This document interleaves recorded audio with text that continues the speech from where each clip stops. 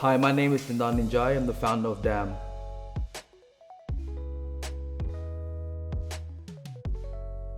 When I think about being a leader in business or in my business, I think about four things. The first thing I think about is having self-awareness. And what I mean by that is knowing self, knowing your strength, knowing the things you're good at, knowing the things that you're not so good at that need development, and having that awareness to work with other people. I think that knowing yourself, I think, is very fundamental. I think it's key. The next thing, I think there has to be a desire and an attitude or a mindset around building relationship and genuinely wanting to connect with people. I think great businesses are built when you build great relationships and have great people around you. So the second thing I would say is build great relationships, having the ability to do so. The third thing I would say is really being that leader and being that person that really empowers other people, making people feel that what they have to say is important. There's a great connection that happens when you have people around you and they believe that you believe in them. I think the third thing I would say is really creating that platform for people to be themselves and perform at their higher self. The fourth thing I'll say is actually the top three. So all the top three things I've just mentioned. The fourth thing is being able to take all of that, the self-awareness, being able to have that attitude of building relationship, being able to create those platforms, and turning all of that into a resource, being able to turn it into something that answers a problem or fixes a problem and add value.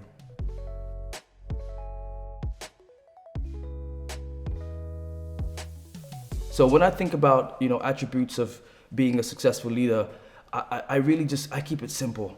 I think leadership is really about being a good person, being a better version of yourself. And I think that really comes with the ability to listen, to really hear what other people have to say, be interested in other people's story, in other people's journey, what they've been through, what the things that they really care about or are passionate about.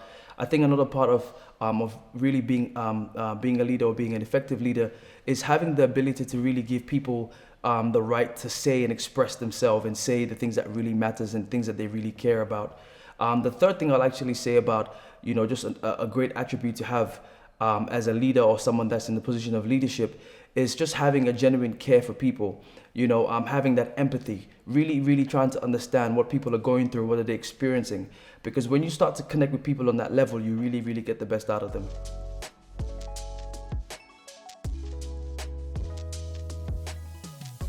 I think when it comes to turning challenges into opportunities, I think it starts with having the right mindset.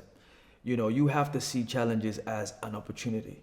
And there's this belief that, or this notion rather, that every storm, presents and creates an opportunity, right? So you have to have that mindset to say things are not going right, but what is the opportunity here? I'll give you an example.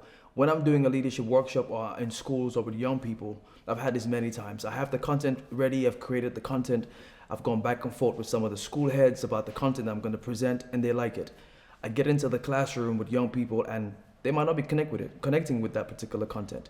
It's for me right there and then it's an opportunity. So I stop the presentation and I ask the young people or the people that are not engaging with that content and say, what do you want to get from this session?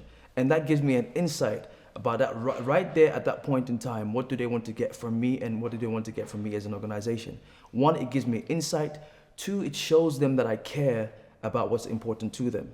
And what does that do? It creates that trust. And if I can get that trust, then I can have an impact.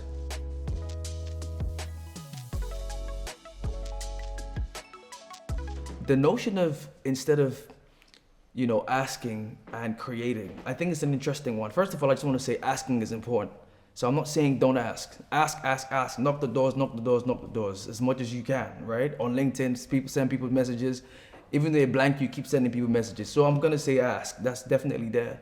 But the notion of not just asking, but actually creating, I think that's why a lot of businesses actually exist. And I think that's why I exist. It's this notion that you don't have to wait for other people to give you the green card. You don't have to wait for other people to say, oh, go ahead and do it. It's a great idea, right? You have to have that conviction in yourself to say, there's a problem here. I can add value. I can fix it. Even if I can't completely fix that problem, I can start that conversation of fixing it. So the notion of, go and create that lane, go and establish yourself, is really about taking ownership of your life, taking ownership of your business, and with your network and with your community, making impact and making great difference.